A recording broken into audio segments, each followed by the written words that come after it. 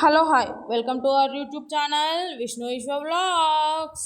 అలా సాయంత్రం వర్షం పడుతుంటే నాకెందుకో వేడి వేడిగా ఆనియన్ పకోడీ తినాలనిపించింది అబ్బా.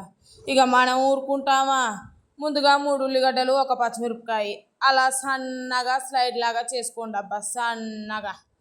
ఇక అందులో ఈ స్పూన్ తోటి అంత అల్లం వేయరబ్బా, అంత. ఇక వేసిరుగా, వేసినాక అదే స్పూన్ తోటి అంత పసుపు వేయరబ్బా, అంత పసుపు వేసి అంత కారం, మళ్ళీ అదే స్పూన్ తోటి అంత ధనియాల పొడి, ఇక ఉప్పు నేనైతే ఇంత వేసినబ్బా, మీరు మీ రుచికి తగినంత వేసుకోరబ్బా.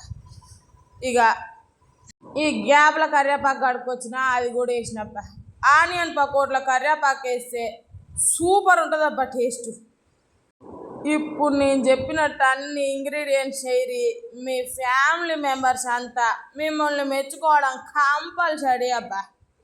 ఇక అవన్నీ వేసి ఆ ఉల్లిగడ్డల మీద మన ప్రతాపం చూపించాలబ్బా, అంటే అంత మంచిగా స్మాష్ చేయాలన్నమాట వాటిని.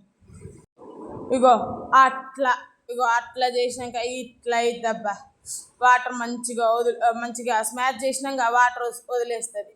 తర్వాత అంత స్పూన్ తోటి ఒక 9 స్పూన్ల శనగపిండి వేసినబ్బా నేను ఆ ఉల్లిగడ్డల దాంట్లో వేసి ఆ శనగపిండిని మళ్ళీ ఉల్లిగడ్డలకు మంచిగా పట్టియాలబ్బా. ఎంత పట్టిస్తే అంత టేస్ట్ ఉంటుంది మీ ఆనియన్ పకోడీ. ఇక చూసిరుగా ఎంత మంచిగా కలుపుతున్నాను.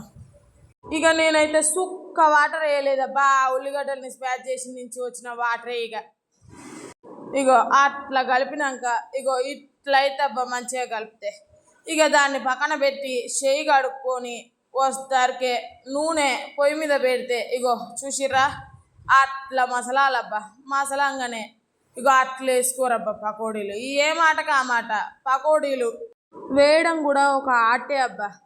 చూసారా పకోడీలు ఎంత బాగా వస్తున్నాయో. అలా వేసినాక అట్లా బబుల్స్ రావాలబ్బా. వస్తే మంచిగా పకోడీలు నూనె పీల్చకుండా ఉంటాయి. అదో టిప్పు నా సైడ్ నుంచి.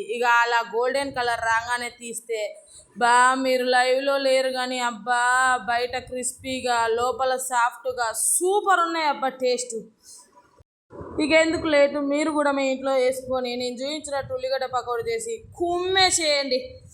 ఓకేనా? Please do like, share, subscribe my YouTube channel Vishnu Eshwar vlogs. Okay friends, bye.